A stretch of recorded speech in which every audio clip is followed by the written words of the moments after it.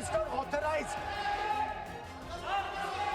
the shooting of our students, sir. He put pellets into the blood of our students. He ordered the students of India to be shot. क्या बोल रहे हैं sir? ये आप सोचिए, आप कितना गलत बात बोल रहे हैं। आप गलत ना कर सकते हैं। आप बिना सोच समझ करके जो इस्तेमाल कर रहे हैं, और किसने फायरिंग को ऑर्डर दिया? What is going on? कैसे बोल सकते हैं आप? अगर नेता प्रतिपक्ष ने कोई गंभीर आरोप लगाया सरकार पे, तो ये सरकार की जिम्मेदारी बनती है कि किसके ऑर्डर पे पुलिस ने बच्चों पर, छात्रों पर, युवाओं पर इस तरह का व्यवहार किया है। मॉनसून सत्र चल रहा है संसद में और आज क्या कुछ देखने को मिला वो बताएंगे। एक तरफ राहुल गांधी थे, विपक्ष की ओर से तीखे सवाल कर रहे थे, वहीं दूसरी ओर सरकार की तरफ से नेता मौजूद थे किरेन रिजिजू, वो भी सवालों के जवाब दे रहे थे। और बीच में अखिलेश यादव का वही चिर परिचित अंदाज भी देखने को मिला। जब दोस्त राहुल गांधी के लिए खड़े होने की बात आई तो अखिलेश यादव तुरंत खड़े हो गए और क्या पलटवार किया है, इसी सब पर विस्तार से बात करेंगे। मैं हूं मधुर और आप देख रहे हैं यूपी तक। संसद में आज राहुल गांधी ने केंद्र सरकार पर जोरदार निशाना साधा। उन्होंने आरोप लगाया कि विपक्ष की आवाज दबाई जा रही है और लोकतांत्रिक संस्थाओं पर लगातार दबाव बनाया जा रहा है। राहुल गांधी बोल रहे थे, लेकिन सत्ता पक्ष का जवाब भी तैयार बैठा था, जैसे सवाल पूरा होने से पहले ही जवाब की फाइल खुल गई हो। सदन में शोर ऐसा मचा कि कुछ देर के लिए समझना मुश्किल हो गया कि बहस चल रही है या माइक टेस्ट हो रहा है। तभी किरेन रिजिजू पलटवार करते हैं और सवाल पूछा जाता है उनसे कि बच्चों पर पैलेट गन किसने चलवाई। सदन का तापमान बढ़ गया। राहुल गांधी के समर्थन में अखिलेश यादव भी खड़े हो गए और सरकार पर विपक्ष को बोलने से रोकने का आरोप लगाया। देखते ही देखते संसद बहस का मंच कम और पुराने हिसाब किताब की अदालत ज्यादा लगने लगा। Sir, the Home Minister authorized the shooting of our students, sir. He put pellets into the blood of our students. He ordered the students of India to be shot. क्या बोल रहे हैं? सोचिए, आप कितना गलत बात बोल रहे हैं। आप गलत ना कर सकते हैं। आप बिना सोच समझ करके जो इस्तेमाल कर रहे हैं, और किसने फायरिंग को ऑर्डर दिया? What is going on? कैसे बोल सकते हैं आप? कितना गलत बात करते हैं, ऐसा मत बोलिए। राहुल गांधी जी, आप नेता प्रतिपक्ष हैं, गंभीरता से बात बोलना चाहिए। आप बिना तर्क करके यहाँ ऐसा बात करते हैं, ये ठीक नहीं है सर। अभी तुरंत आप किस बेसिस पे ये बयान दिया है? किस बेसिस पे आपने ये बयान दिया, बताइए।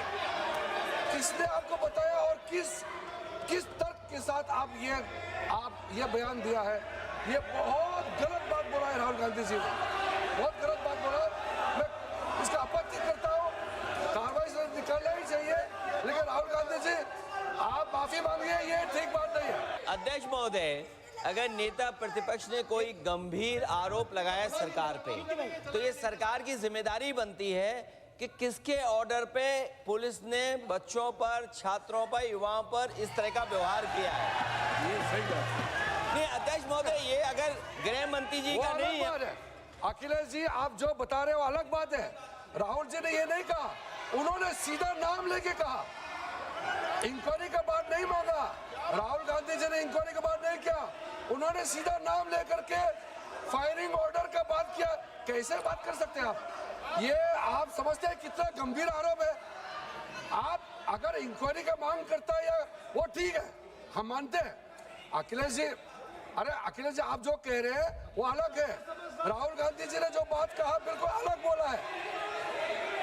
एक ही नहीं, ये गलत बात। आपको राहुल जी, आपको देखिए, ये बहुत सीरियस है, आपको माफी मांगना होगा, या तो आप खेद प्रकट कीजिए, अपना शब्द को वापस लीजिए।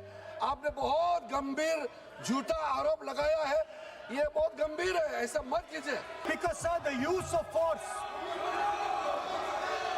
of force can only be authorized by the Home Minister. No. It cannot be authorized either by the Home Minister or the Prime Minister. ऐसे नहीं चल सकता सर। एक तरफ सत्ता पक्ष पुरानी सरकार का रिपोर्ट कार्ड खोल बैठा, दूसरी तरफ विपक्ष मौजूदा सरकार का रिजल्ट मांगने लगा, कामों का हिसाब किताब मांगने लगा। जनता भी सोच रही होगी कि मुद्दे भी वही हैं, किरदार भी वही हैं, बस डायलॉग हर सत्र में नए लिख दिए जाते हैं। कुल मिलाकर संसद में आज तर्क कम, तंज ज्यादा, जवाब कम, पलटवार ज्यादा और राजनीति अपने पूरे रंग में नजर आई। They don't respect other people's truth. So I said, what do you call these people? She said, I call them idiots. She says to me, these idiots, they don't listen to anything anyone says. ये तीसरी category कहा जाती है। उसने कहा कौन सी तीसरी category? मैंने कहा अंधभक्त, who is absolutely convinced that another idiot is God. So these are the three categories. फिर दिन खत्म होते होते राहुल गांधी ने प्रेस कॉन्फ्रेंस की और उस प्रेस कॉन्फ्रेंस में उन्होंने और भी बड़े सवाल खड़े कर दिए। एक बार नजर डालिए। युवाओं को मारने का ऑर्डर, लाठी चलाने का ऑर्डर, पैलेट गन का यूज का ऑर्डर, या फिर इनको मालूम ही नहीं था? होम मिनिस्ट्री चल रही है, अमित शाह जी कुछ और कर रहे हैं, होम मिनिस्टर को मालूम नहीं कि भैया किसी ने पैलेट गन चला दी, किसी ने मतलब लाठी मार दी, वो किसी और दुनिया में थे। यही दो पॉसिबिलिटीज हो सकती हैं, तीसरी तो हो ही नहीं सकती।